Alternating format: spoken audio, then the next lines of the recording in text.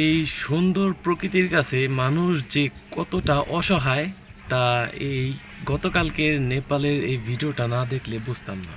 এই প্রকৃতি আমাদের যতটা প্রশান্তি দেয়, ঠিক তার চেয়েও বেশি মাঝে মাঝে এই প্রকৃতি এমন রূপ দেখায় যেটা আমাদের সহ্য ক্ষমতার বাইরে থাকে। নেপালের এই দৃশ্য দেখার পর মনে হইতাছিল যে এটাই যদি এত ভয়ঙ্কর হয়, না জানি কিয়ামতের সময় কি একটা পরিস্থিতি তৈরি হবে, মানুষ কতটা অসহায় হয়ে পড়বে এই প্রকৃতির কাছে। আজকে ভিডিও ছাড়ার কোনো কারণ ছিল না, কিন্তু প্রকৃতি, পরিবেশ, পরিস্থিতি আমাদের কখন কোথায় নিয়ে দাঁড় করাবে সেটা আমরা কেউ বলতে পারি না।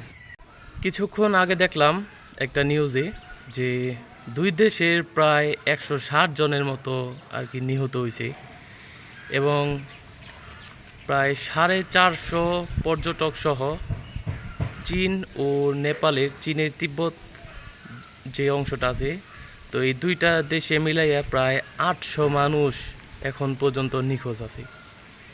এবং সামনে নাকি আরেকটা ভয়ঙ্কর ছোবলের কবলে তারা পড়তে পারে। কি ভয়ঙ্কর একটা ভিডিও দেখলাম, মানে কয়েক মিনিটের মধ্যে কি থেকে কি হয়ে গেল।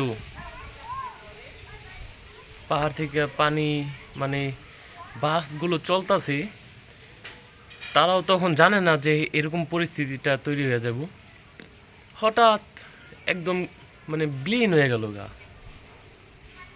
আল্লাহ মাফ করো সবাইকে। তো সবাই দোয়া করবেন নেপালবাসীদের জন্য, এবং যারা ক্ষতিগ্রস্ত ওইখানে হয়েছে তাদের জন্য সবাই দোয়া করবেন। এই পরিস্থিতি যেন তাড়াতাড়ি স্বাভাবিক হয়ে যায়। আল্লাহ হাফিজ।